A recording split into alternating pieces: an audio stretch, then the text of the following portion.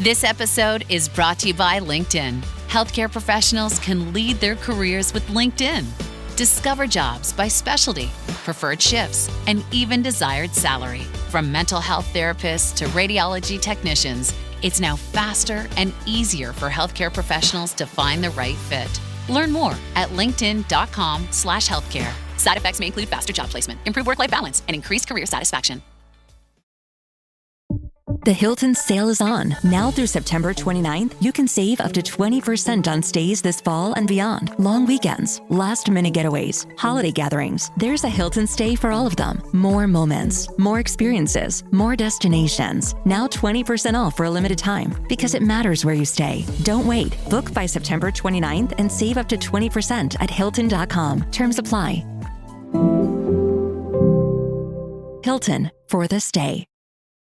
Wish you could become a morning person? You know the type, up before the sun, early morning runs, first one to the office with donuts and a smile. How do they do it? Easy. With the new Galaxy Watch 8, sleep tracking and personalized insights from Samsung Health help you improve so you can wake up to a whole new you. One who, dare I say it, skips the snooze?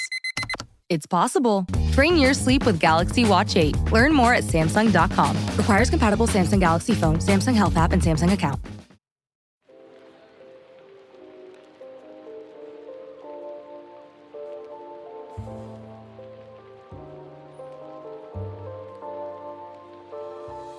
Welcome to Book Talk for Book Talk with Jack and Amy, your besties with a literary podcast that deep dives into your favorite novels. This is Jack. And I'm Amy. We're currently taking a break from our book club to talk to author Hannah Grace about Holiday Ever After, her latest contemporary romance available September 30th, 2025. Hannah Grace is an English author writing adult contemporary romance between characters who all carry a tiny piece of her. When she's not describing everyone's eyes 10,000 times a chapter, accidentally giving multiple characters the same name, or Googling American English spellings, you can find her oversharing online or occasionally reading a book from her enormous TBR. Hannah is the #1 New York Times bestselling author of Icebreaker, Wildfire, and Daydream, and a proud parent to 2 dogs. Find her at her website, hannahgrace.co.uk, or on Instagram at hannahgraceauthor. Welcome, Hannah. Welcome! Thank you. Thank you so much for having me. Thank you for coming back. Yeah, we're so excited to have you back. It's been a couple of years. Yeah. It was like sort of around this time last year, I think. I think it might have been 2 years ago because it was for Icebreaker. It was for Icebreaker. Was it? Yeah. We were your very first podcast interview. I remember that. Wow. I can't believe it's been so long. I told my husband earlier, I was like, yeah, I did. I was on this last year for Daydream. And he was like, cool. In my heart, you've been there the whole time, you know? Yeah, that's how I feel. I just feel part of the podcast every week. You are. I'm so happy, excited for this Holiday Ever After. It's so freaking cute. Thank you so much. The surprise book that nobody was expecting, not even me. That is basically how I summarize this book. That is one of the questions we have is what inspired you to write a holiday romance? And I know that I just skipped question 1. We'll come back to it. But what about the genre appealed to you? How did this come about in your writing sequence? So I think everyone loves holiday romance. I think it's like impossible not to like it. There's just something so automatically like joyful about holiday romance. So we're in September now. I started writing this book in February. Girl! Yeah, I know. My publishing team must absolutely despise me because I'm like, hey, so that thing that I was doing, like, let's completely change it up. How do you feel about Christmas? But it was actually like a long time between, to me, like actually going, okay, I'm going to stop what I'm doing. So I started writing a book last summer, kind of like just before Daydream came out, and I was trying. And sometimes what I'm learning as an author, because this is only like my 4th book, so I'm still like learning tons book by book. Mm-hmm. And sometimes it's just not happening. You kind of need to like step back, but it took me a really long time to accept that I needed to step back and do something else. And I remember I read B.K. Borison has a book coming out in October called Good Spirits, but I read that in October of last year Oh. to blurb it. So it was like pre-Halloween. I was reading like Christmas Ghosts, and I was like, oh, I just love holiday romances so much. And I then read the Ali Hazelwood Christmas short, and then I reread Love Light Farms, and then we kind of got past Halloween, and I was like, oh, it's socially acceptable to be reading Christmas romances now.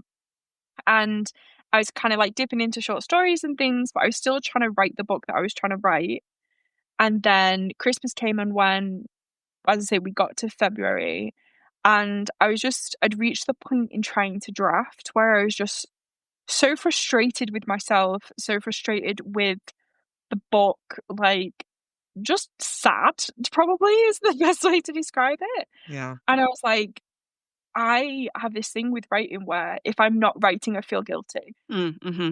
If I have a book due and I'm supposed to, like, it's someone's birthday, we're going away for the weekend, like, my laptop comes everywhere because if I'm not writing, I can't, like, or if I'm not at least attempting to write, I feel this guilt. Yeah. So back in February, I was like, I'm going to stop torturing myself in front of my Word document, and I'm just gonna just do something, and then I'll start fresh Monday with a fresh mindset, and I'm not going to be beaten by, like, words on a page. Yeah.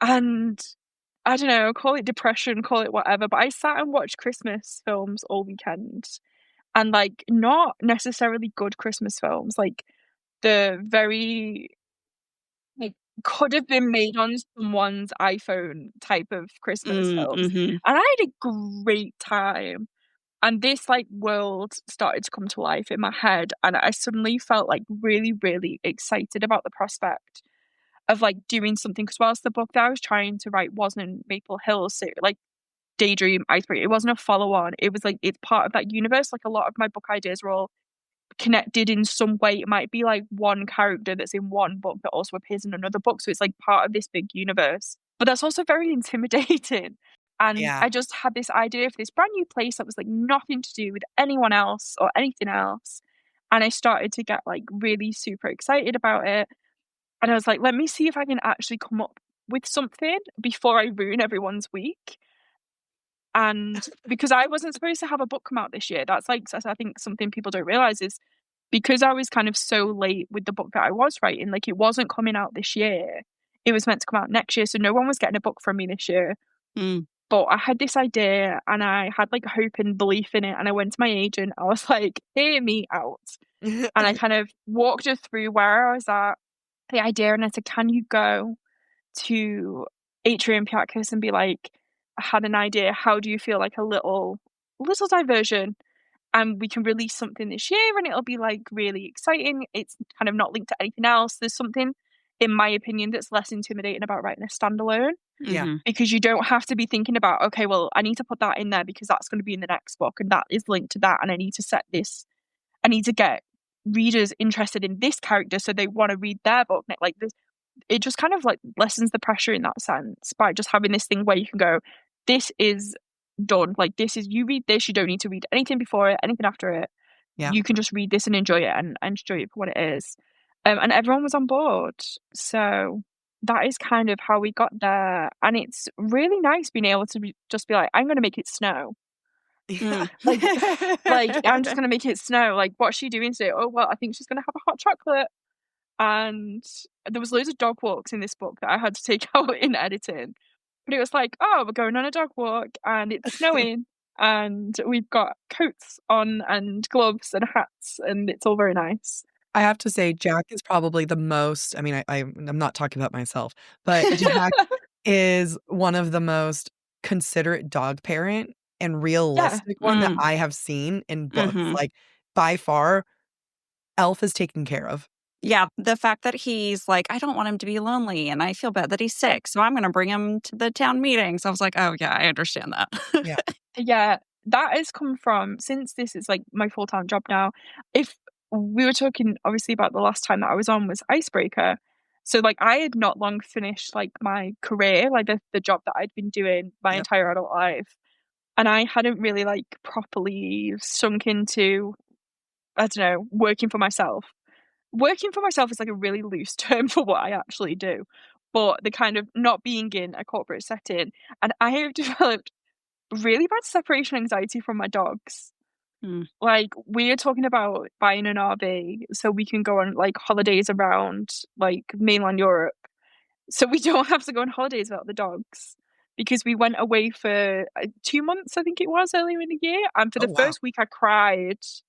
And like the dogs were at my mum's house. Like the dogs weren't in kennels. Like they weren't, I don't know where else they could possibly be. But they were at my mum's house. They were being like probably overfed treats and like really looked after.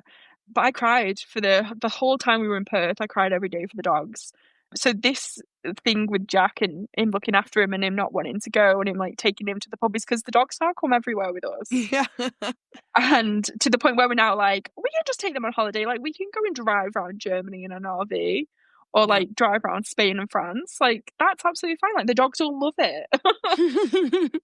Everything about it, even his name, everything about this was like the perfect setting. You know, like even the walks, like describing that it's cold and that he doesn't want to get cold and or go outside, and the dog, Jack, is fine. But like going back to this original setting, and for people who might not know holiday books that well, I have read my fair share of holiday books. They are this like magical isolated moment, like just like their own snow globe in a way. How would you Yeah. describe a holiday romance if for anyone who might not have read one before?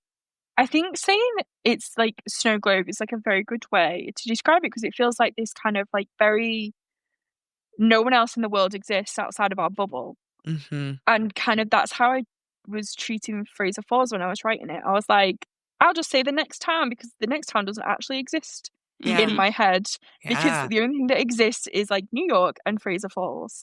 And I think for a holiday romance, it's just like a very safe, kind of festive, warm. Obviously, there's going to be a little bit of drama and a bit of romance and a bit of things where you're like, that doesn't belong in the real world, but that's okay because it's a holiday romance. And I Yeah. just, everything feels possible in a holiday romance to me.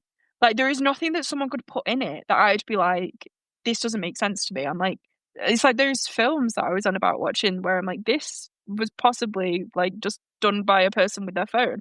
I'm like, this makes sense to me that she would go and do that, or they would go to this place, or that this emergency would be happening. Like, Yeah. everything is possible in a holiday romance. And I think that that is a kind of a fantasy world that we all have to accept.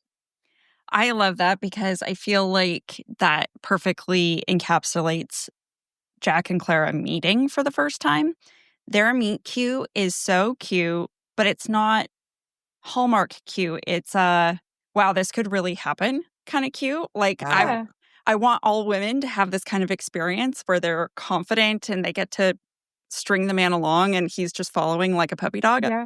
I loved everything about that. And I felt like it was authentic while being very holiday romance, but not being a cringy holiday romance, if that makes sense. Yeah. I think so. Well, I've been married for like a million years, but to me, it was like if I was to go to like this brand new place and walk in to a bar and there was like a good looking man sat at said bar, like, yes, you'd want to play darts or play pool or I don't know. I don't go to pubs. Can you tell? Like other No, like bar things, right? Like that's what they do. Yeah. pub related activities. Like, yeah, you should be. That should be the dream. If that's you want to find a husband. Like, yes, you want to find an attractive man that is just like wants to give you all his attention all of that. Yeah, absolutely. Amen. If that's what you want for yourself, that's what you should have. I do. I do want that for myself. I'm working on it. So we talked about this the last time you were on the podcast, but I continue to feel that this is relevant. A UK native, but you consistently write about characters who are in the US, Los Angeles, for example, where we're based, this time in New York, and you do it so convincingly. Yeah. We just applaud you every time that we read one of your books. So what would you say is maybe your process to researching and making sure the setting you're developing feels authentic for readers? So I actually found this question really funny when I saw it on the question sheet because I think I'm really bad at it, and I actually think I'm getting worse. Um, so a lot of my friends are American. Obviously, I'm English, and I have imparted some of my sayings onto them and them onto me. Obviously, I have an American team. I also have an English team, Australian team. Like, I'm dealing with so many different places. I can't tell what's American anymore. What is something that is like been created in my brain and what's English. Yeah. So there are so many people who read it where they get told like, please correct anything that doesn't sound American. Like, because my editor obviously reads it. She's American. She's from California, but lives in New York. So it's like, she's a good person to have on these projects. Yeah. And then I'm like, can you please tell the copy editor that they need to like anything that's been potentially been missed that doesn't sound American, like, can you please correct it? But yeah, as I say, it really made me laugh because I don't think it's consistent No, at you're all. so good at it. Like, I remember reading Icebreaker, and there was only one sentence that made me think you were from the East Coast. And then when we started talking, I was like, English? What is going on here? And then again with this one, like, don't sell yourself short because there's a lot of, amazing authors, but every once in a while I'm like, babe, like we do not call it the loo. Like, I'm sorry. It's not a boot over here. So there's so many things, but you do a really good job of it every time. I've started saying things like in day-to-day life. So I'll say the trunk. So we would call it the boot. Yeah. The parking lot, we call it a car park. I'm trying to think of other things, but my husband corrects me. Candy floss, plaster, Band-Aid. Yeah. Yeah, all things like that. And I'll say things to my husband and he'll be like, you're so American. I'm like, oh my goodness, please leave me alone. Like, please leave me alone. I'm like, I have just done 3,000 words of trying to be an American. Like, give me a break. I think you just remind him that you're paying the bills for him. That is very true. So he doesn't get to make fun. It's funny because where we live now, so we moved last year, and the like native tongue where I live is Catalan, and most people speak Spanish. So we are trying to learn Spanish. He's doing a really good job at it. I am not good at it. My Spanish teacher comes tomorrow. I'm having a home tutor because that's how bad I am at Duolingo. I do an online tutor also. My family's from Chile, and Spanish was my first language, but I'm not very good at it. So I have a Chilean tutor that we online every Wednesday. It's so hard learning a language. But he now will say things in Spanish, but I don't know what he's talking about. So he'll say things to me because he's like, social anxiety is scared of him. Like, he has got no fear. He does not worry. He does not get embarrassed. Like, he's so confident, which is really great for him because when you learn in a language, like, you need to be confident enough to say it to someone. So if you're wrong, that they'll correct you. Yeah. And he will go and just try and have a conversation in Spanish with someone. And if he's wrong, like, he just takes it. But he'll talk to me in Spanish, and I don't know what he's saying. And I'm like, if I can't talk to you like in American, you cannot speak to me. Like, he'll say something. I'm like, I don't know what you're talking about. Please just answer my question. That's really funny. The confidence thing is real. Like, part of the reason why I was not very good at keeping up with my Spanish is that my family would just make fun of me. Oh, that's really sad. You to blame? Like, you're the one mother who didn't keep it up with me. You don't get to make fun of me now. Yeah. And yet we do, because that's family. Yeah. He's, as I say, social anxiety is scared of it. He doesn't care. Does not care one bit. I respect that. So, I'm like ready for the smooth transition. Speaking of people who don't have social anxiety, the cast that you have in this, I know, right? That was a great transition. Thank you. I was really proud of it. There was like a couple angles. I mean, really, no one in here has social anxiety. Like, even Donald, I don't want to call him social anxiety. I think he's just in his own world. But yeah, like, you have such a great, distinct cast, and it's a large number too. And I get very confused with names. I get very confused with people on my daily life. So when it comes to characters, I get confused. And yet with this cast with Holiday Ever After, I was not confused because everyone had their distinct personalities. What's the process when you develop those characters, and especially the secondary characters, but because they have their own storylines and they're also very strong individuals? How do you categorize them? So with this book, like, part of me wishes that I was writing a book about Clara and Flo, because Flo was the clearest character in my head, like, from the get-go. Like, when I was talking before about trying to kind of put together some things before I took it to my agent, like, I was writing, like, little character profiles, and Flo, she had a backstory. She had, like, she was an air hostess, and she had a rich husband, and she had, like, protested the Santa run, like, all these things that came to me before Clara even had a name. As I say, I wish I was writing the book about her, because she was so, so clear to me. And from there, it just kind of, I was like, who... I was kind of picturing the town, and I was like, who would be in these buildings? Who would be in these businesses? Who would be in these houses? Which is quite different to Maple Hills, where it's obviously a kind of a setting where it's like more friendship based. Yeah. And I think when you look at a town dynamic, like, you're not necessarily friends with everyone, but you have these connections with people. And it just kind of like expanded out from there. I tend to have characters come to me fully formed, some more difficult, like I kind of have to prod around my head a bit more. So it's not a case of, it's not like a tick sheet where it's like, I want 5 men and 5 women in a town, and then, oh, 3 of the men are going to be married. Like, it doesn't kind of work like that. It's these people appear to me, and then I'm like, okay, where do they fit into this puzzle? And what are they going to be called? And like, kind of what is their background, and all these like different dynamics of people. And as I say, it just kind of builds out from there. I think I am personally, as a writer, trying to have less side characters, because I do think it can become really overwhelming. But it was kind of impossible with this town, because there were so many businesses, and there was all these people like kind of screaming at me in my head, like wanting to be written. And I was like, yeah, sure, I can introduce a conspiracy theorist. I loved him. I loved him. I mean, it's with the net. Oh my God, every time. So obviously when you write a book, you have to read it like 10,000 times throughout all the different stages. And all the Donald things makes me laugh. And I would text my assistant. I'd be like, I'm laughing at myself again. And she'd be like, what? And I'm like, I'm just, the Donald thing, just the idea of him with a net just makes me laugh.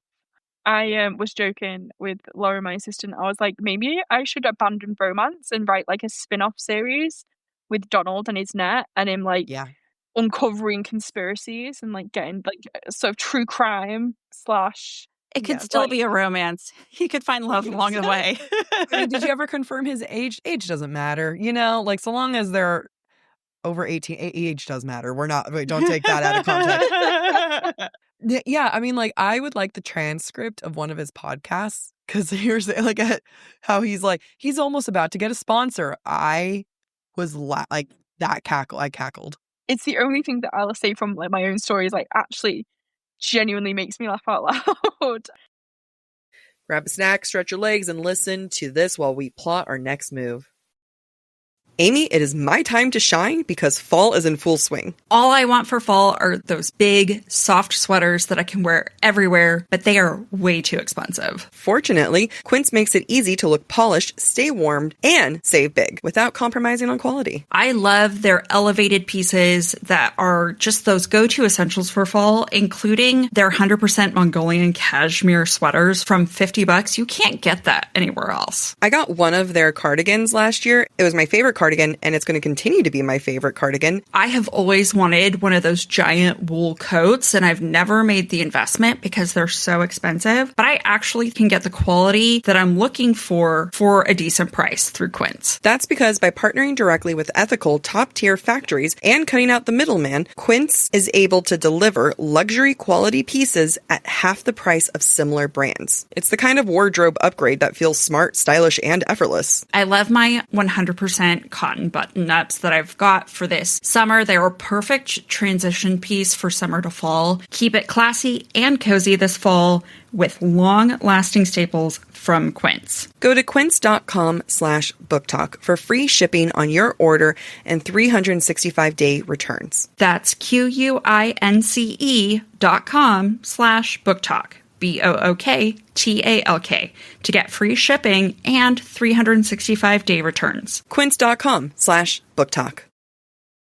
This show is sponsored by Liquid IV. Summer might be over, but hydration is never over. I need it more than ever now that it's back to school season. Thank goodness for Liquid IV, because that is what's getting me hydrated and ready for the fall. Liquid IV is scientifically formulated to help replenish electrolytes and fluids lost from sweat or exercise. 3 times the electrolytes of the leading sports drink, plus 8 vitamins and nutrients, all in a single stick. 1 stick of Liquid IV in 16 ounces of water is more hydrating than water alone. Liquid IV has their new Liquid IV's Energy Multiplier Sugar-Free Hydration Energy. This is what I use daily. It's 0 sugar, 3 times the electrolytes, and 9 essential vitamins for a sugar-free, crash-free boost. The fact that it has natural caffeine, it's perfect for that jitter-free, sugar-free lift, because you know how I react to caffeine. And you know what? It comes in 2 amazing flavors. They have a sugar-free energy strawberry kiwi and the best sugar-free energy blackberry lemonade. I had food poisoning this week, and I'm not even exaggerating when I tell you I had my Liquid IV in my giant tumbler, just sipping it, trying to stay hydrated, and I think it saved me.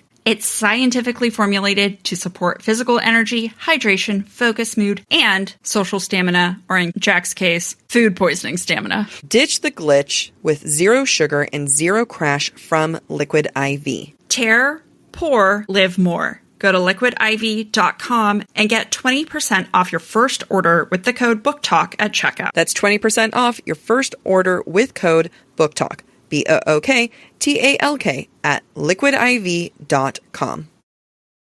As a kid, there was nothing more important than that next PlayStation game. My parents made us save for that stuff. If only you had Acorns Early. Yeah, because I had to carry cash, man. That's hard to keep. Acorns Early is the smart debit card and money app that grows kids' money skills as they grow up. If you're one of those parents who likes chore charts, you can start with in-app chores trackers and teach your kids the value of $1. By doing that, it lets your kids set their own saving goals and start building healthy money habits early. I really wish I had something like this when I was younger. I wish my parents made me do this now. Actually, yes. Kids can spend what they've earned with their very own customizable debit card, giving them that extra sense of independence. Plus, with Acorns Early's spending limits and real-time spending notifications, you are always going to stay in control, parents. Ready to teach your kids the smart way to earn, save, and spend? Get your first month on us when you head to acornsearly.com/booktalk or download the Acorns Early app. That's 1 month free when you sign up for acornsearly.com/booktalk. BookTalk. Acorns Early Card is issued by Community Federal Savings Bank, member FDIC, pursuant to license by MasterCard International. Free trial for new subscribers only. Subscription fees starting from $5 per month unless canceled. Terms apply at acorns.com/early terms. When your investors, customers, and workers demand more from your business, make it happen with SAP. The AI-powered capabilities of SAP can help you streamline costs, connect with new suppliers, and manage payroll, even when your business is being pulled in different directions. To deliver a quality product at a fair price while paying your people what they're worth too, so your business can stay unfazed. Learn more at sap.com/uncertainty. Lauren was trying to convince me when I was writing is the bonus chapter.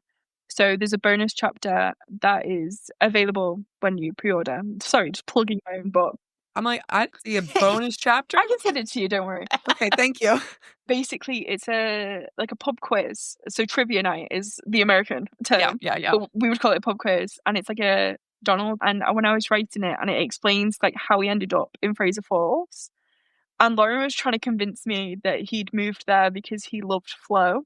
And that he's like moved there and fallen in love with Flo. He'd visited there, and fallen in love with Flo. And then had like moved there for her. And I was like, I can't do this. Oh, I was like, number one, I think there's probably like in my head, there's like a 30-year age difference. Oh, okay. And I was like, and number two is I will get hounded to write the book if I create a romance between these two characters. And I don't have it in me. That's fair. But Flo is so well defined in your brain. Who's younger? Now I do want to know their ages. Is Flo older? Flo is like I would have to check my notes, but Flo's like in her 70s. Yeah, she came across as Yeah, she's older. So Donald's like in his 40s. I like imagine him as kind of being like 40, 50 Okay. year old man because he's a landscape person. So like you've got to be quite. They're fit. They are like it's like very physically taxing. From the one Google that I did about landscaping jobs. But yeah, so I imagine him to sort of like be in his 40, 50 kind of like peak age for podcasting if you're a man. I can't be like, they're fine. I just started dating a 45-year-old. He's 9 years older than me, so I can't really say anything to that. My husband's 10 years older than me, so there's no cool. judgment from my part. All right. I'm like, we might have to circle back on that because she has questions. I got questions. Okay. Yeah. It is nice. I do feel perpetually like I'm just a girl. But again, that has issues within itself. Never mind. No, that's been me for my entire marriage. I'm like, I don't know how you expect me to know this. I'm literally a child and I turned 32 last week. Yeah. So yeah, it was like, I mean, just like, okay, boomer, and it's like, I'm Gen X. Yeah. Yeah. My husband always says, I love that we're the same generation because he'll like name something that might have been a show when he was a kid, but they were like still doing reruns when I was a kid. And he's like, I love it. I love it that we're the same generation. I'm like, okay. That's hilarious. If you say so. Not to get into it, I have an ex who is like also older and it was like, we're both born in the 80s. And I was like, I was October of 89. Like I'm basically 90. Like I can't help you with this, but yeah. That's hilarious. So Hannah, some of the tension in this novel comes from Clara's relationships with quote unquote authority figures in her life or in her interactions. And when Jack and I were talking about the novel, we felt like there was this really interesting mimicking between Clara's desire to gain Flo's respect while also gaining her parents', especially her father's approval. Yet with Flo, it's healthier, I would say, than it is with her parents. How did you find the balance between navigating both of those relationships and those expectations that Clara has? So the way I like view both of the relationships that she has, to me, Clara wants Flo to like her and she wants her dad to respect her professionally and doesn't necessarily care if he likes her. And to me, that's how they vary. I've always got to demonize a father in a book. Like I'm going to find a way to do it one way or another. Hey, I understand. You're in a safe space here. And so to me, it was like don't get me wrong, she does want Flo's approval. Like she really just like there's a part in the book where she talks about she's having these visions of becoming Flo's like right-hand woman and then like ruling the town. So I think Clara as a character is going to always be an aspect of her life. She's very like professionally focused in work. Like she wants to be successful. She wants to be appreciated for what she contributes. And I think there's a lot of 30-year-olds that can kind of relate to that, where it's like you're at a point where you don't have kids, you don't have a spouse. She doesn't necessarily have many hobbies. Like she, her life revolves around her job at like that point in the book. And I think that she wants that recognition from her dad. But as I say, I don't think she necessarily cares about him liking her. She just wants that respect. Whereas with Flo, it kind of feels like more of a package deal where she's trying to achieve these goals. She gets this real buzz when she, gets to tick things off and she actually does things for Flo. But I think deep down she just really wants to be Flo's friend. Like she kind of wants to overcome this challenge of like Flo ruling the town and everyone in it with like an iron fist, and she really just kind of wants to be on that side of it. But I think because everything in the town feels so connected and everyone's in everyone's business, and she doesn't have that in her life in New York necessarily, other than like honor. She won't even have like a proper conversation with her brother. And I know that that's going to frustrate people when they read it. It's like, why doesn't she just say it? That's what I was thinking when I was writing it. It's like, oh, just have a conversation. You're 30 years old, grow up. No. No. I think that's what some families were like. Like, she could just walk into her dad's office and be like, you don't respect me. You don't give me the kind of, I can't think of the word. Credit. Credit. Credit is a great word. Thank you. Don't give me the credit that I'm due. Like, she feels very overlooked. And I think it's impossible to feel overlooked in Fraser Falls because everyone is in everyone's business. Yeah, that's very fair. No, I think that's completely right. I mean, I have gone to a lot of therapy. I feel like I'm capable of communicating how I feel. And yet still, I will avoid my father and my brothers if I can. And this is your right. As is my right. And I will skirt around topics if I don't think I'm going to get the answer I want. So I completely empathize. I mean, and there's parts where Clara says that she wants to be Flo. She's like, I respect her so much. I want to be her. But then she's also said she doesn't want to be her father. So, it also makes sense with that dynamic where trying to get respect from someone you don't really want to be and get that who's denied you respect, who's denied you credit, who's denied you affection in many ways. After 30 something years of that, what makes anyone think that they're going to go be able to march into an office and say that? That being able to go in and demand respect is hard when you have the best of relationships. Mm-hmm. Yeah. And someone asked me in a Q&A on Instagram which my other couples would Clara and Jack be friends with. And I was immediately Aurora and Ross. Yeah. The daddy issues gang.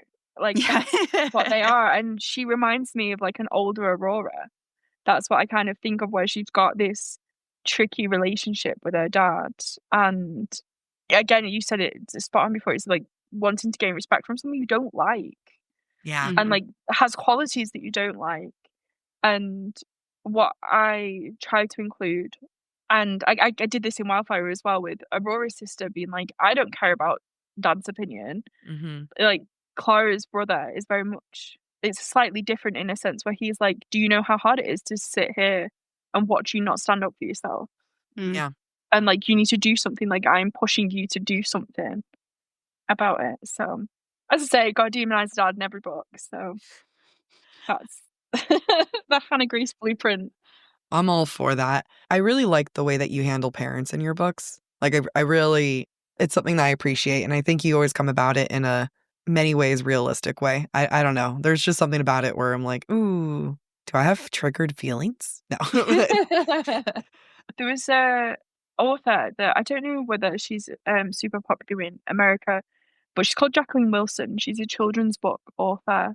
She's the whole motto around her is Jacqueline Wilson raised me, because there is just a sea of millennial women who were just raised on Jacqueline Wilson books. And she writes very unconventional, sometimes very strange family dynamics and so there's books about babies being left in dustbins and things like that, and it's the very out there. And there's lots of her probably most famous series that she did that then became CBBC, which is the children's BBC in the UK, became a TV show called Tracy Beaker, and it was about a girl called Tracy who's in foster care. So Jacqueline Wilson just writes this really broad range of characters. But me growing up, I was this is so out there. These books are great, but it's so out there. And I saw a TikTok, and it was a girl said, if you didn't understand, if you think that these books are unrealistic or are too out there, these books weren't written for you. Yeah. I found so much comfort in these books, and it's a really, really great video. And I think it just spurred on a lot of other people recording similar ones, where it was just these books brought me comfort because this was a mirror of my life, or was very similar to my life. And if you didn't understand them, it means that they weren't for you. And I kind of adopted that into my own mentality about my own books. Is just before, with you saying about parental relationships, I'm writing my books, for everyone. I hope everyone enjoys them, but these specific things that people will say to me, I don't understand why that character reacted like that about their parent, or that person reacted like that about their sibling, or blah, blah, blah, blah, blah. And it's okay, well, I didn't write that for you. I wrote it for the person who does get it. Yeah. And I wrote it for the person that's going to bring comfort to. And those are the people that message me. Yeah. So, those are the people that message me and say, this is the first time that I've read something that feels like what my life looks like. Obviously, the books there's always going to be a lot in there that people can't necessarily relate to, but there'll be something, whether it be a feeling or a thought or a dynamic, that people will appreciate. And that's kind of why I don't look at my reviews necessarily, or really take them to heart when people don't like the book, because I've adopted this mentality of, well, I didn't write it for you, and I know that there are people that needed to hear that or needed to read that. Well, I mean, Amy and I talk about this all the time, that we feel like women are so harsh on FMCs. And sometimes I'm just like, or are you dealing with issues you don't want to identify with because you are like so hard? Like, they are so hard on these women that are like, why don't you go and speak to this father that's never respected you out of nowhere and get confidence? That doesn't make sense. Like they just don't make this connection. And we're trying to pitch a panel to BookCon in New York for next year where we're like, we want to talk about that specifically. So it just, yeah, like I think sometimes if it's not meant for you, it's not meant for you. Or if you're reacting to it a little like very aggressively, maybe it is for you. Maybe you take a beat.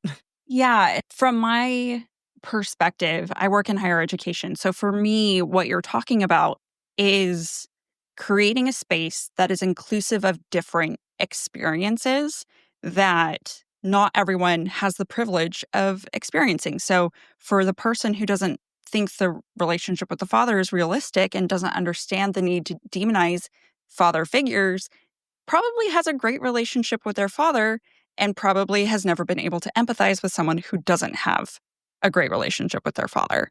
And I think it's important to be open to different experiences, because if you're not open to these characters having an experience that's different from yours, you're never going to understand the people that are around you. You're only going to interact with people whose experiences echo your own. And so I really appreciate you bringing that up. I'm not familiar with, was it Jacqueline? What was her last name? Jacqueline Wilson. She's actually, you should look her up. She's an icon. She's literally like a British icon. She was at the Nibbies, which is kind of like the book Oscars in the UK. She was there last year, and I was supposed to go, but I was too sick to travel. And she was there, and it was the most heart-wrenching moment. I'm like, I have missed the opportunity to like interact meet this person. But she's just started doing adult books. Oh, very so cool. She's done it's either, I don't think it's out yet, her second adult book, and it's basically it's the children from her children books as adult. Oh, No, I love that. That's really sweet. Well, yeah, I love that, because you were saying, some of her books are about children being left in dustbins. Both of my sisters were abandoned in cardboard boxes. So they're both adopted. So it feels like something that would have been good for them to have read and felt represented by as children. Yeah, definitely. And I think that, as I say, I could talk about her all day. She's great. I hope that I get to meet her one day. Obviously, it's really hard because I don't do like events and things. You don't obviously I don't find myself rather in spaces with authors very often. But I'm going to make it my like life's mission to somehow meet Jacqueline Wilson. But yeah, you know she's what? brilliant. I'll find a way. We'll do I'll find a way to make this happen. I don't know how, but I don't know. There's something I'm like, between all the Jacks and Jacquelines in this conversation, I'm just like, oh my God. All right, we'll like pull together this Jacqueline and this Jacqueline. I believe in us. We can make this happen. Yeah.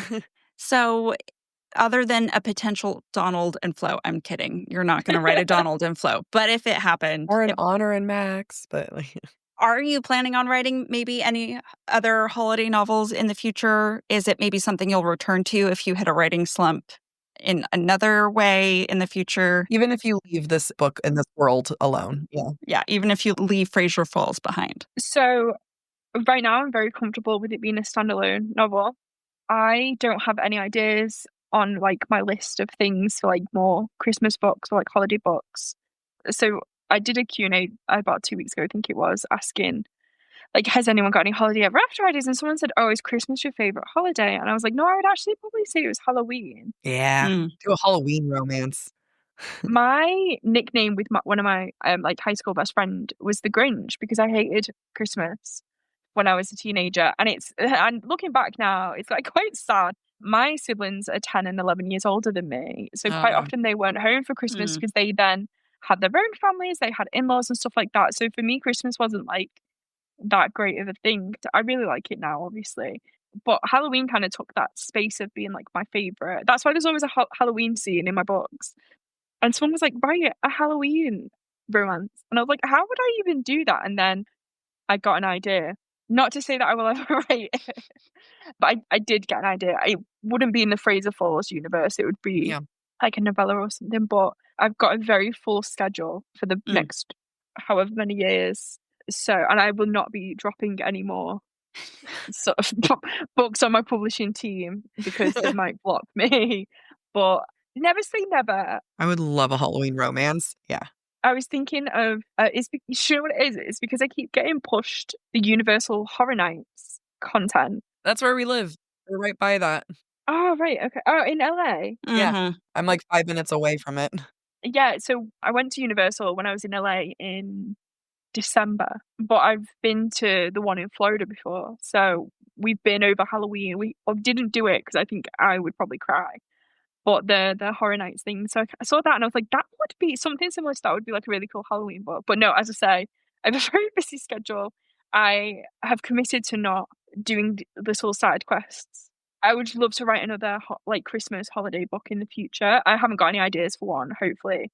Maybe if I spend another weekend watching really random films, I will be inspired by something. But going back to the Halloween Horror Nights, did you see they have a necklace now that if you don't want to be scared, you just wear the necklace?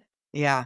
Oh, that's smart. My tactic is you just take someone who's more scared than you and then you laugh at them the whole time. That's me. That's me and my fiance. Yeah, I'm the more scared in general. The reason we've never gone before is because my husband is like, absolutely not. Like, I will cry. And I'm like, cool, I'll cry too. We'll be that people. I highly encourage, well, my birthday's in October, so I've always been like a Halloween person because every birthday's a dress up, a costume party. And it's the most exciting because you just know all these other things you don't have Thanksgiving, but then you have like all these other fun things coming up, So it's just like the beginning of so much to come. We don't have Thanksgiving. I always get confused because obviously I've got Canadian and American friends and they'll be like, oh, we're like, it's a holiday here. And I'm like, what are you celebrating now? Because our October's like we have nothing. Yeah. There's a kids' half term like around the 15th of October. Guy Fawkes Day. Oh. Is that a holiday though? Bonfire night? Yeah, you don't get a day off though. Oh. So that's November 5th. Yeah, remember. Yeah, so I lived in the UK for a little bit and I made Thanksgiving for my friends and it was just, I'm like, you guys, the turkey you have to defrost it and the sinks in the kitchen wasn't big enough to defrost the turkey. And I had to then disinfect the tub and put the turkey in the bathtub. Oh my God. And I like, I'm like, this is the only way I can do this. And I was like, anything left on it will be cooked off. We were all fine. Oh my gosh. I made Thanksgiving. My friends were moving to South Carolina and they were moving like not long after. So I was like, oh, this is a really cute idea. Like we'll make a Thanksgiving dinner and they can come over. It was the most stressful evening of my life. Yep. I can't get on board with the candied yams. Oh. The marshmallows on the sweet potato. I agree. I don't like it. A lot of my Thanksgiving stuff is from Chile, so it's a lot more savory stuff. Yeah. Yeah, no, it's disgusting. I tried to make biscuits. That was awful. Oh, yeah. Well, if you're ever in the States in November, we'll host you for Thanksgiving. I was in the States for Thanksgiving last November, and we went to Universal and watched Wicked. Oh, that's fun. Yeah, that's what we did because it was like, what are we going to do today? And I think we went to Cheesecake Factory.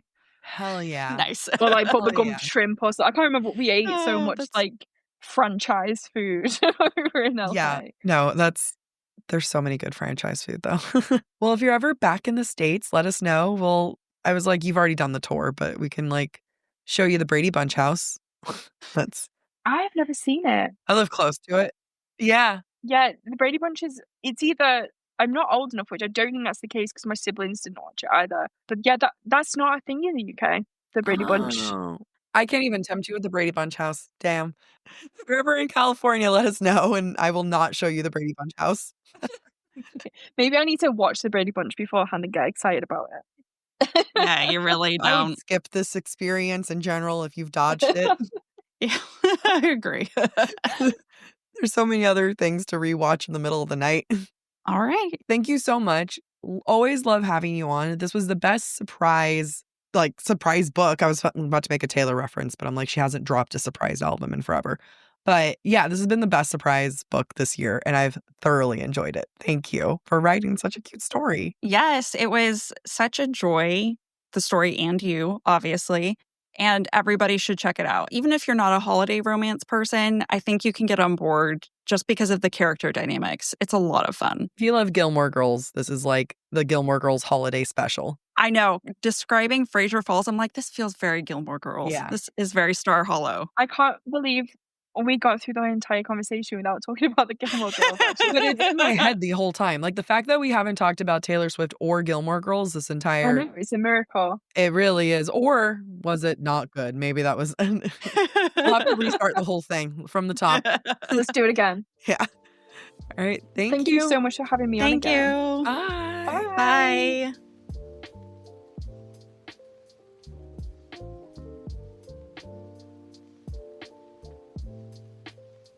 Thank you for listening to this special episode of Book Talk for Book Talk with Jack and Amy. Next week, we'll continue our 2025 Autumnish Book Club with The Blood of Hercules by Jasmine Moss. We encourage you to rate and subscribe to our show on your preferred podcast listening platform. We would also love to hear your thoughts based on today's conversation. You could submit your comments to our form at booktalkforbooktalk.com for a chance to have your feedback discussed during a future mini episode or a Patreon exclusive episode. If you're enjoying the podcast, please visit our website, booktalkforbooktalk.com, to view our latest merch and learn about supporting the show through Patreon or Venmo. You can follow us on TikTok, Instagram, or YouTube at the handle BookTalk for Book Talk. Bye. Bye.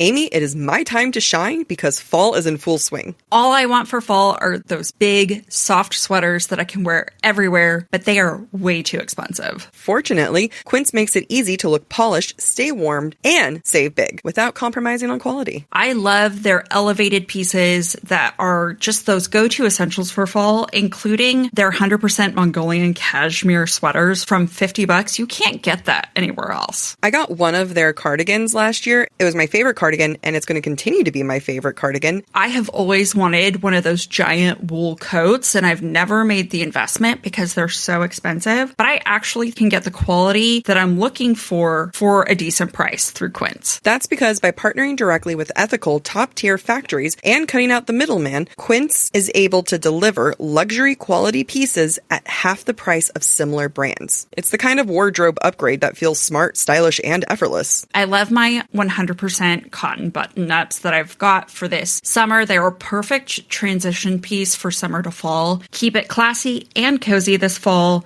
with long-lasting staples from Quince. Go to quince.com/booktalk for free shipping on your order and 365-day returns. That's QUINCE.com/booktalk. BOOKTALK to get free shipping and 365-day returns. Quince.com/booktalk.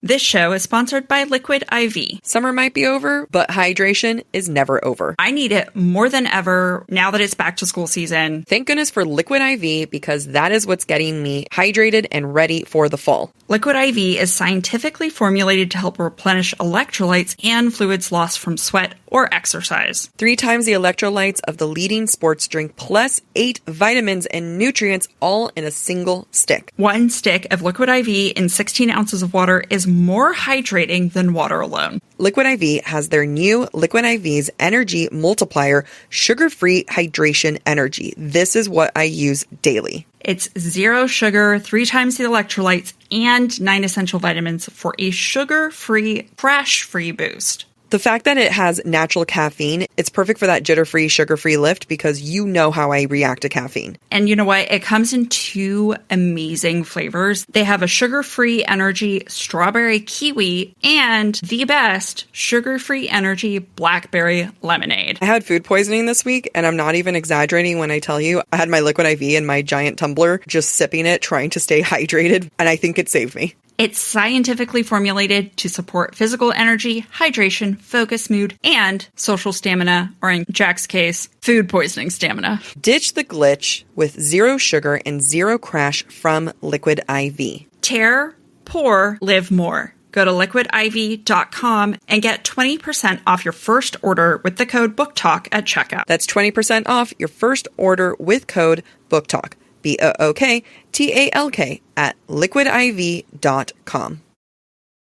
As a kid, there was nothing more important than that next PlayStation game. My parents made us save for that stuff. If only you had Acorns Early. Yeah, because I had to carry cash, man. That's hard to keep. Acorns Early is the smart debit card and money app that grows kids' money skills as they grow up. If you're one of those parents who likes chore charts, you can start with in-app chores trackers and teach your kids the value of $1. By doing that, it lets your kids set their own saving goals and start building healthy money habits early. I really wish I had something like this when I was younger. I wish my parents made me do this now. Actually, yes. Kids can spend what they've earned with their very own customizable debit card, giving them that extra sense of independence. Plus, with Acorns Early's spending limits and real-time spending notifications, you are always going to stay in control, parents. Ready to teach your kids the smart way to earn, save, and spend? Get your first month on us when you head to acornsearly.com/BookTok or download the Acorns Early app. That's 1 month free when you sign up for acornsearly.com/BookTalk. BookTalk. Acorns Early Card is issued by Community Federal Savings Bank, member FDIC, pursuant to license by MasterCard International. Free trial for new subscribers only. Subscription fees starting from $5 per month unless canceled. Terms apply at acorns.com/early terms.